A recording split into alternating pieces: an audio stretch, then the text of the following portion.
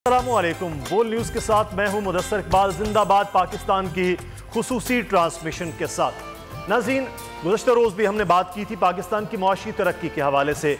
किसी भी मुल्क में अगर कोई इनकलाब सामने आता है मुआशी तरक्की में, तो वो सनतों की तरक्की के साथ जुड़ा हुआ है। अगर सनतें पैदावार बढ़ाने में और सनतों का इनकलाब नहीं आता, तो फिर आप मुआशी तरक्की के जितने भी आदाफ हैं उनको पूरा नहीं कर सकते हैं। यही मॉडर्न दुनिया का इस वक्त जो है वो एक पक्का उसूल बन चुका है। लेकिन अफसोस है पाकिस्तान के हवाले से कि हम आज़ादी को 1947 के बाद गुज़श्ता 7 दिहाइयों में पाकिस्तानी मईशत हमेशा से डगमगाती रही और हम मुआशी आज़ादी और ख़ुद इन्हिसारी ना हासिल कर सके। आज़ादी के बाद इक़्तिदार में आने वाली मुख्तलिफ हुकूमतें बैरूनी ताकतों और बैरूनी मुल्कों के कर्ज़ों और माली मदद के दस्ते नगर रही हैं। 60 की दिहाई में पाकिस्तान 6.8% की औसत शरह से इक़्तिसादी तरक्की कर रहा था, जबकि 70 की दिहाई में शरह बढ़ने की बजाय घटकर 4.8% औसतन रह गई। मौजूदा सूरत हाल की बात करें तो पाकिस्तान की मईशत का हजम $264 अरब के करीब है। इस हिसाब से ये दुनिया की 40वीं बड़ी मईशत है। लेकिन अगर कुव्वत ख़रीदारी के हवाले से देखा जाए तो पाकिस्तान की मईशत दुनिया में 22वें नंबर पर आती है। इसको फीकस आमदनी $1271 है, जबकि मुआशी तरक्की की रफ्तार 0.4% पर खड़ी है, जो पिछले 68 सालों में कम तरीन सतह है। बांग्लादेश की अगर बात करें तो वहाँ मईशत का हजम $338 अरब है। इस हिसाब से ये दुनिया की 35वीं बड़ी मईशत है। इसकी मुआशी तरक्की की रफ्तार जो कोरोना से पहले एशिया में पहले नंबर पर यानी 8.2 थी, अब 3.8 पर आ चुकी है। लेकिन फिर भी पाकिस्तान की तरक्की की मनफी रफ्तार से कहीं ज़्यादा आगे है। तो सनतों का इनकलाब कहीं ना कहीं रुक गया। सनतों की तरक्की जो पाकिस्तान के आने के बाद सबसे ज़्यादा फोकस होना चाहिए था, जिससे रोज़गार के मौके और पाकिस्तान खुद इन्हिसारी की मंजिल तय करता, वो ना हो पाया है। आज हम इस सूरत हाल पर बात करेंगे कि पाकिस्तान की तरक्की के लिए सनतों की तरक्की कितनी ज़रूरी है और साथ ही साथ कहाँ रुकावटें आती रही हैं कि आज हम 74 साल के बाद भी कहाँ पर खड़े हैं। हमारे साथ हमारे मेहमान मौजूद हैं कराची चैम्बर ऑफ कॉमर्स के प्रेसिडेंट शारिक वोहरा साहब। बहुत शुक्रिया वोहरा साहब, आपने हमें आज वक्त दिया। हमारे साथ मौजूद हैं हाफिज़ एहतशाम जावेद साहब, फैसलाबाद चैम्बर ऑफ कॉमर्स के प्रेसिडेंट हैं। हाफिज़ एहतशाम साहब, आपको भी बहुत शुक्रिया। दीगर मेहमान भी हमें ज्वाइन करेंगे। तो मैं आगाज़ कर लेता हूँ शारिक वोहरा साहब से। सर, सादा सा सवाल है, 74 साल में जिस मुल्क की आबादी के एतबार से वो 5वां छठा मुल्क रहा हो, बड़ी तादाद नौजवानों की हो, उसके बावजूद हम 74 साल में अपनी सनतों को खड़ा ही नहीं कर पाए हैं। क्या बुनियादी वजह है? बिस्मिल्लाहिर्रहमानिर्रहीम। मैं समझता हूँ कि आपने आज जो अपना टॉपिक का आगाज़ किया है पाकिस्तान की जो इंडस्ट्रियलाइजेशन के प्रोसेस से, ये बड़ा ज़बरदस्त टॉपिक है और इसको बहुत टाइम मिलना चाहिए मीडिया पर भी, ताकि ये जो टॉपिक है ये हमारे जो इकनॉमिक मैनेजर्स हैं, हमारी जो मिनिस्ट्रीज़ हैं, उन तक उसी अंदाज़ में पहुँचे जितनी इसकी अहमियत है। पाकिस्तान में जो इंडस्ट्रियलाइजेशन हुई, जब पाकिस्तान बना और उसके बाद जो एक दौर रहा 60s का, उस वक्त पाकिस्तान में बहुत बड़े पैमाने पर इंडस्ट्रियलाइजेशन हुई। फिर आपको पता है कि पाकिस्तान में नेशनलाइजेशन का एक दौर आया एंड देन पाकिस्तान में जो इंडस्ट्रियलाइजेशन थी वो आहिस्ता आहिस्ता कम होती गई। आपने स्टैटिस्टिक्स पढ़ी होंगी जो कि ब्यूरो ऑफ स्टैटिस्टिक्स ने दी हैं, स्टेट बैंक ने उसको कंफर्म किया है कि 1995 से लेकर आज 2021 तक कोई 9% जो है वो इंडस्ट्रियल फाइनेंसिंग कम हो गई पाकिस्तान में। अब इसके 3 नुकसान हो रहे हैं। एक तो ये कि जब मुल्क में इंडस्ट्रियलाइजेशन नहीं होती तो आपके जो एम्प्लॉयमेंट की अपॉर्चुनिटीज़ हैं वो नहीं मिलती। नंबर 2, इंडस्ट्रियलाइजेशन नहीं होती, आपकी एक्सपोर्ट्स जो हैं वो बुरी तरह मुतासर होती हैं। और ये जो आजकल जो मामूली सा जो एक जर्क आया है, एक चैलेंज आया है, जहाँ पर हमारी जो करंट अकाउंट डेफिसिट है वो बढ़ रहा है, वो इसलिए बढ़ रहा है कि हमारी एक्सपोर्ट्स बढ़ रही हैं। दैट मीन्स कि हमारी एक्सपोर्ट में जो चीज़ें चाहिए वो भी बहुत हद तक इम्पोर्ट हो रही हैं। तो जिस तरह पाकिस्तान की इकॉनमी बढ़ेगी तो उसका एक नेगेटिव पॉइंट कह लें उस सेंस में, तो हमारी करंट अकाउंट डेफिसिट भी डेफिनेटली बढ़ेगी। और मेरा ये ख्याल है कि अगर 4.8% या 5% के करीब हमारी इकॉनमी ग्रो करेगी इंशाल्लाह, बट अगर हमारी इंपोर्ट सब्स्टिट्यूशन नहीं होगी और सनतें नहीं लगेंगी तो हमारा जो करंट अकाउंट डेफिसिट है वो ईज़िली 65 to 70 बिलियन डॉलर पर चला जाएगा। अब देखना ये है कि पाकिस्तान में जो आपका सवाल है कि इंडस्ट्रियलाइजेशन में कौन सी चीज़ें हैं जो रुकावट है। सबसे बड़ी तो देखें रुकावट ये है कि इंडस्ट्रियलाइजेशन जो है वो बेसिकली प्रोविंशियल सब्जेक्ट है। लोग मिसअंडरस्टैंड कर रहे हैं कि ये फेडरल गवर्नमेंट का काम है। ये फेडरल गवर्नमेंट का काम नहीं है। मैंने अगर कराची में इंडस्ट्री लगानी है तो मुझे ज़मीन सिंध गवर्नमेंट ने देनी है, मुझे बिजली के इलेक्ट्रिक ने देनी है जो एक आज़ाद इदारा है, मुझे स्ट्रक्चर सिंध गवर्नमेंट ने देना है। जो फेडरल गवर्नमेंट का रोल है वो ये है कि वो सूबों को मोटिवेट करे। और कराची में जो कि पाकिस्तान का इंजन ऑफ ग्रोथ रहा है वहाँ इंडस्ट्रियलाइजेशन बुरी तरह मुतासर है। और वो इसलिए बुरी तरह मुतासर है कि कराची में इंडस्ट्रियलाइजेशन के लिए लैंड एलोकेशन जो है वो सुप्रीम कोर्ट ने बैन लगाया हुआ है। और प्लस सिंध गवर्नमेंट ने कोई नया इंडस्ट्रियल एस्टेट अभी तक नहीं लगाया। और उनका ये कहना है कि चूँकि सुप्रीम कोर्ट ने एलोकेशन फॉर इंडस्ट्री लैंड पर पाबंदी लगाई हुई है, अब ये ऐसी सिचुएशन है कि हमारे यहाँ इदारों को कि कोर्ट के कोई ऐसे ऑर्डर्स जो इंडस्ट्रियलाइजेशन को अगर मुतासर कर रहे हैं उसमें उनको ठीक किया जाए। सिंध गवर्नमेंट जो है अगर उन कोर्ट ऑर्डर्स को गलत तौर है तो उसके साथ हमारा डिस्कशन होना चाहिए। लेकिन as president Karachi chamber I can say it with all responsibility कि पाकिस्तान में अगर आपको इंडस्ट्रियलाइजेशन को ग्रो करना है तो मॉडल विल भी कराची, इसलिए कि यहाँ पर जो फाइनेंशियल हब होने के साथ साथ इतनी डाइवर्सिफिकेशन है इंडस्ट्री में कि यहाँ अगर इंडस्ट्रियलाइजेशन शुरू हो जाएगी तो इंशाल्लाह पूरे पाकिस्तान में इंडस्ट्रियलाइजेशन बिल्कुल। यहाँ तो बड़ी तेज़ी के साथ अगर तरक्की को पोर्ट आपके पास यहाँ है और पोर्ट से ही एक्सपोर्ट का अमल ज़्यादा बेहतर तौर पर हो सकता है। लेकिन हाफिज़ एहतेशाम साहब, फैसलाबाद जिसको पाकिस्तान का मैनचेस्टर कहा जाता था, अभी भी कहा तो जाता है, लेकिन हमने ये देखा कि पिछले 8-10 साल से फैसलाबाद की सबसे बड़ी जो इंडस्ट्री है जो लूम्स के साथ वाबस्ता है, बिलवास्ता और बिला वास्ता उसकी एलाइड इंडस्ट्रीज़ भी हमने देखा बुरी तरह तबाह हुई और वो ख़ुद भी।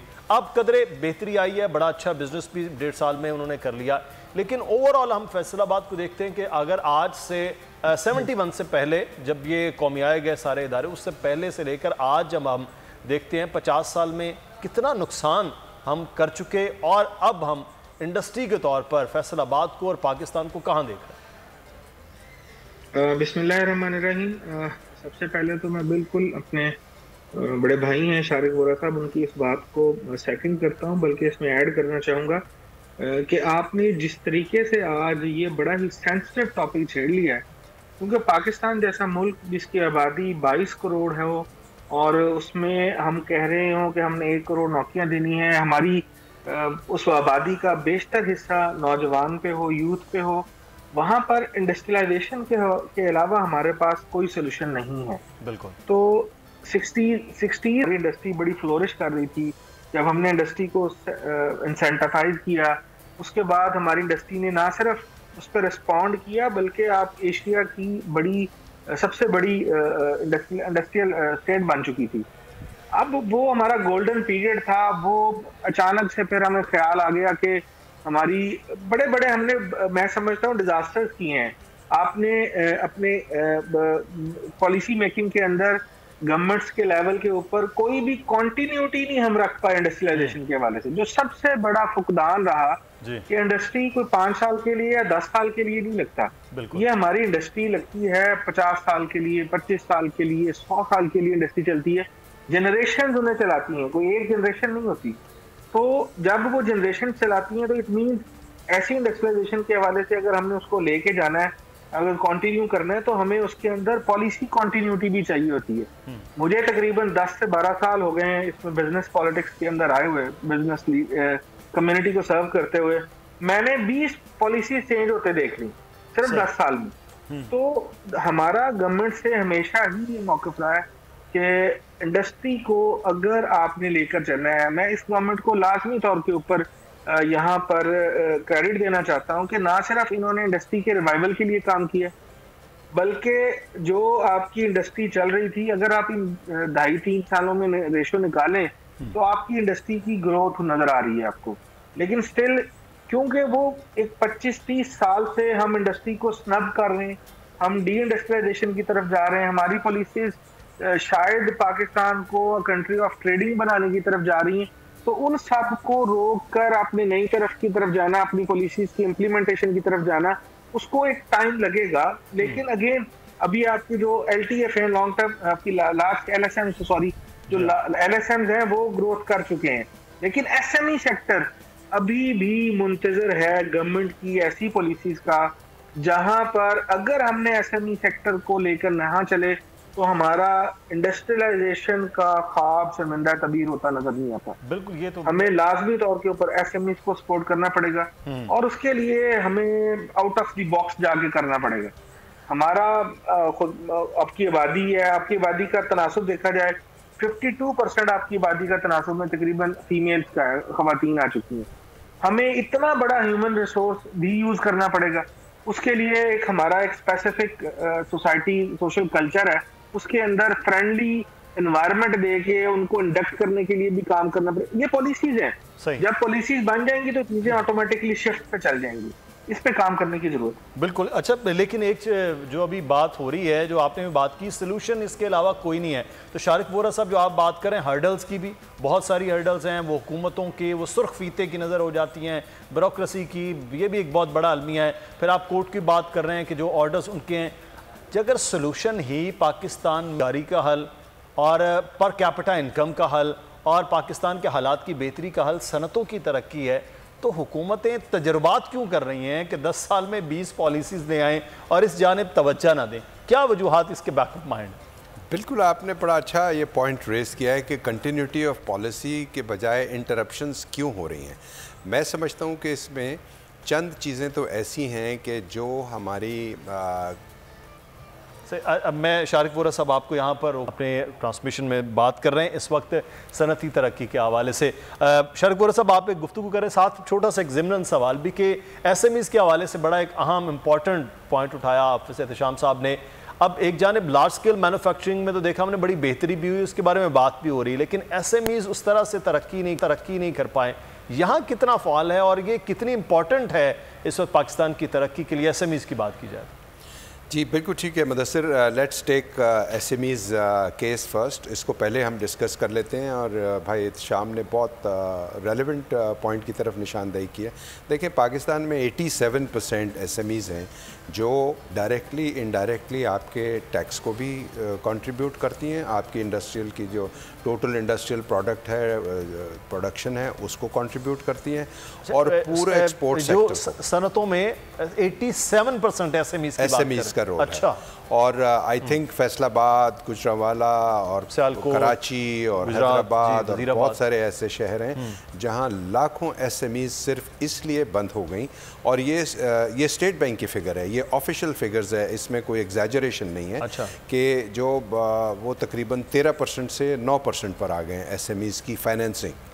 दैट मीन्स के वो या तो बंद हो गई because of financial challenge crisis, और या उनकी फिजिबिलिटी या वायबिलिटी जो वो प्रोडक्ट बनाते थे वो उनके उसकी वायबिलिटी ख़त्म हो गई बिकॉज ऑफ इम्पोर्ट। अब ये सबसे अच्छी बात मैं आपको बताऊं, मौजूदा हुकूमत ने जो पॉजिटिविटी मुझे नज़र आई है, सबसे पहले तो वो मैं क्रेडिट देता हूं इमरान खान साहब। वो हर 2 महीने के बाद पूरे चैम्बर्स को बुला के इस्लामाबाद में प्राइम मिनिस्टर हाउस में उनसे मिलते हैं और सारे वज़रा को वहाँ पर जमा करके उनको कहते हैं कि जी आप ये चैम्बर्स की बात सुनें। तो वो जो कंसल्टेशन का, थॉट प्रोसेस का जो एक आप समझें कि एक थिंक टैंक क्रिएट होता है वहाँ पर, और उससे हम उनको ये बताते हैं कि जी कितनी इम्पोर्टेंस है SMEs की, बट हो नहीं रहा। देखें, जब तक गवर्नमेंट की तरफ से, स्टेट बैंक की तरफ से ऐसी फाइनेंसिंग नहीं होगी जो कि SMEs को फाइनेंशियली हेल्प करेगी, उस वक्त तक SMEs जो हैं उनका रोल नहीं बड़ा होगा, बल्कि वो बंद हो जाएंगी।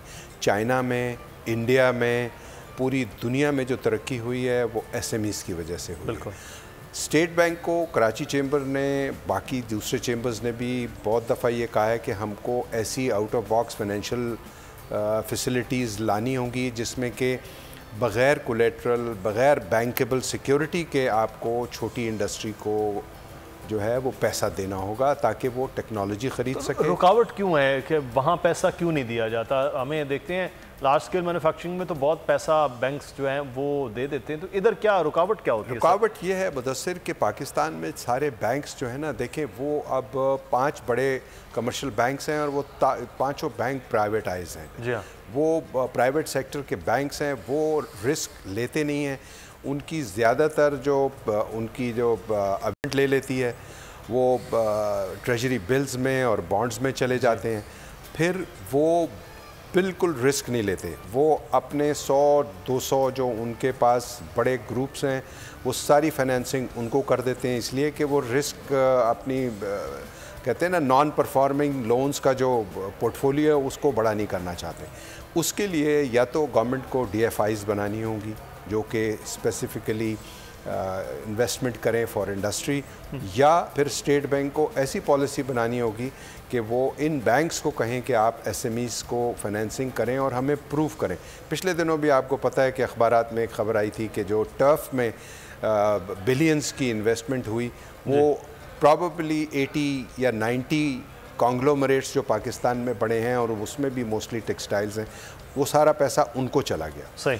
तो एक तो बियॉन्ड टेक्सटाइल भी सोचना होगा, और जब तक पाकिस्तान की एक्सपोर्ट बास्केट बड़ी नहीं होगी उस वक्त तक की एक्सपोर्ट बड़ी नहीं होगी, और उसके लिए ज़रूरी है कि टेक्सटाइल्स के अलावा जो सेक्टर्स हैं उस पर ऑन एमरजेंसी बेसिस उस पर तवज्जो दी जाए। इसलिए कि पूरी दुनिया ने आप देखें जो तरक्की की है, चाइना ने जो आज से 30 साल पहले किया है वो हमको आज करने की ज़रूरत है। What China has been doing 30 years ago, कुछ आउट ऑफ द बॉक्स जो है वो जाना। जैसे आपने बात की है कि हम जो टेक्सटाइल इंडस्ट्री को दिया, फिर हमने ये भी है कि जिस तरह से पाकिस्तान में जो सेक्टर है, कंस्ट्रक्शन का सेक्टर है, उसके लिए जो कुछ मराहत की हुई थी, इस तरह से कुछ आउट ऑफ द बॉक्स जाकर SMEs के हवाले से बहुत बड़ी कोई तब्दीली लाने की ज़रूरत है, फिर पाकिस्तान की तरक्की की तरफ जाया जा सकता है। अच्छा, इस पर मज़ीद बात करते हैं। मैं कैसर इकबाल बरियार साहब ने ज्वाइन कर लिया है, प्रेसिडेंट हैं सियालकोट चैम्बर ऑफ कॉमर्स के। कैसर साहब, आपका भी बहुत शुक्रिया, आपने वक्त दिया।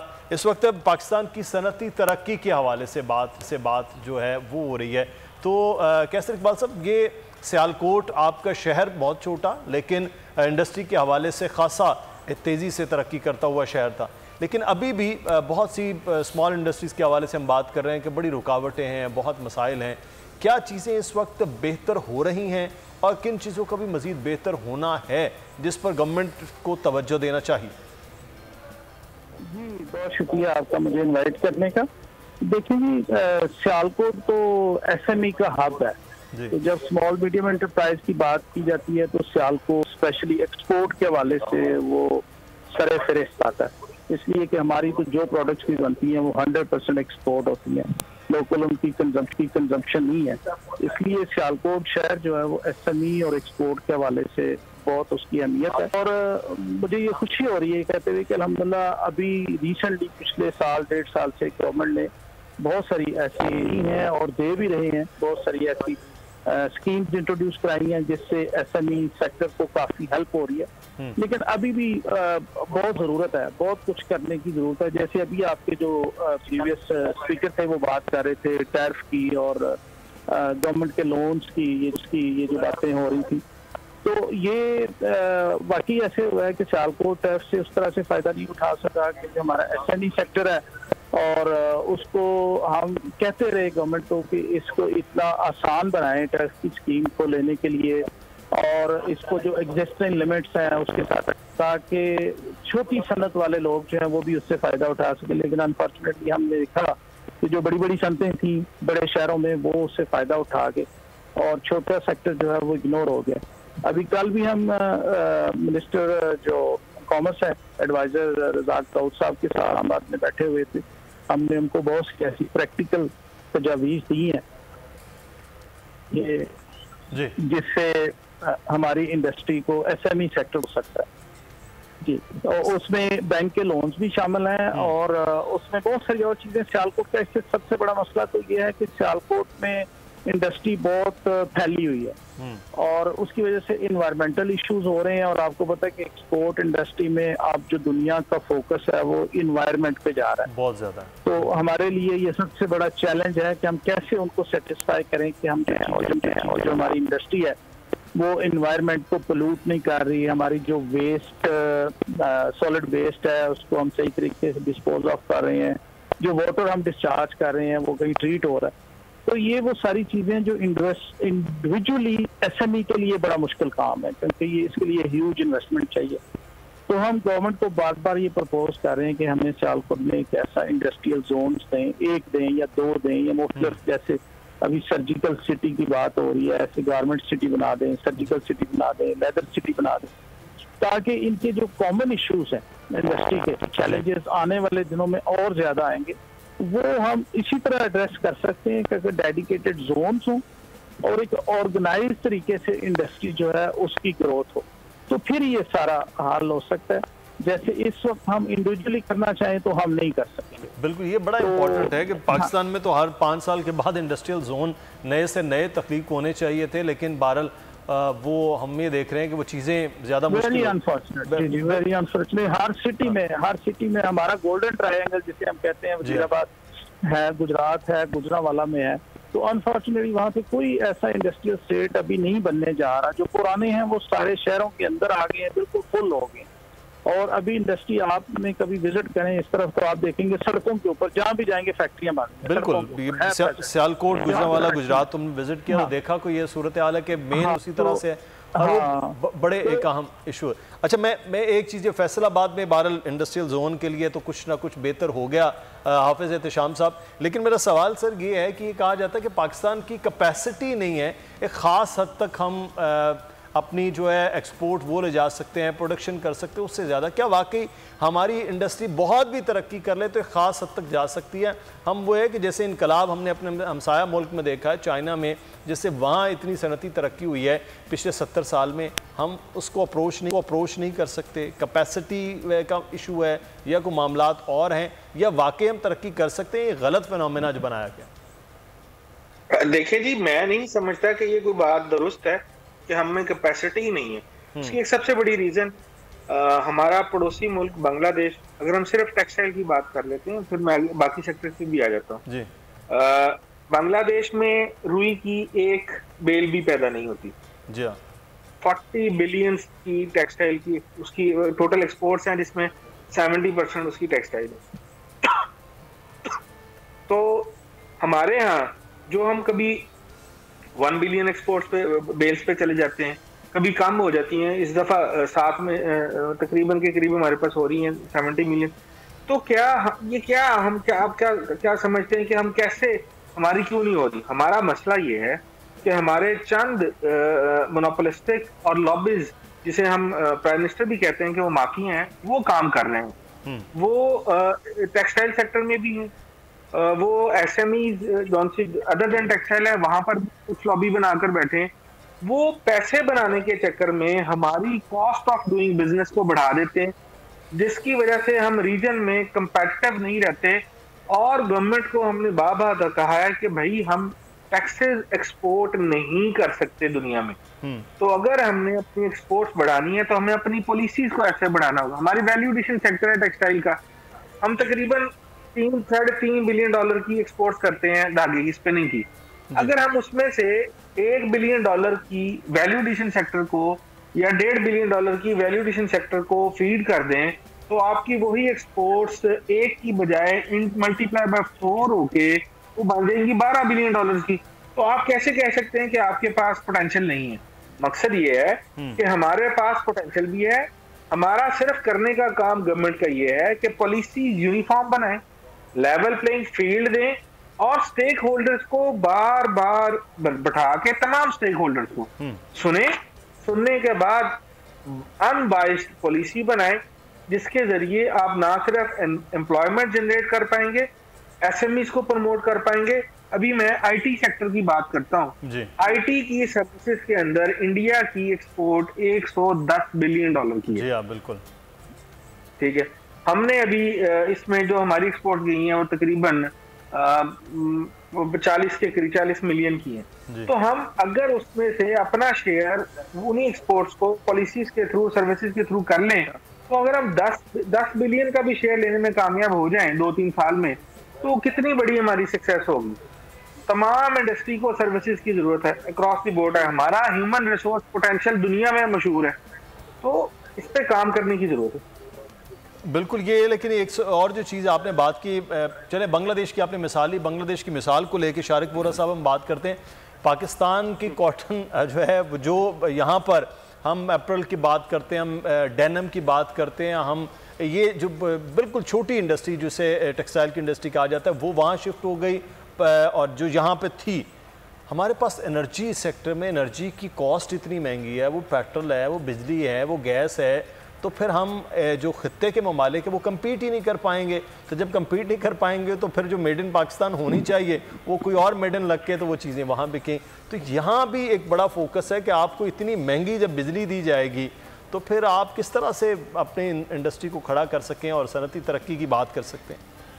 देखिए, बांग्लादेश हो या कि वियतनाम हो और आजकल कैम्बोडिया जो कि नया एक पावर हाउस आया है फॉर टेक्सटाइल एक्सपोर्ट, मैं समझता हूँ कि दूसरे मुल्कों की एग्जाम्पल से इंस्पिरेशन तो लेना चाहिए, लेकिन जो हमारी ज़रूरत है कि हमारे क्या हालात हैं, हमारा मुल्क किस तरह टेक्सटाइल में या दूसरी चीज़ों में कैपेसिटी बिल्डिंग कर सकता है, हमको अपनी रिसर्च करनी चाहिए। सही। और हमको सॉल्यूशंस की तरफ बात करनी चाहिए, जिस पर आपने अभी एक बड़ा रेलिवेंट बात की कि हमारा जो एनर्जी सेक्टर है, जो हमारा पावर सेक्टर है, गैस है, बिजली है, पानी है, न सिर्फ ये कि वो महंगा है बल्कि वो इनकंसिस्टेंट है, उसमें इंटरप्शंस हैं, उसकी क्वालिटी बहुत ख़राब है।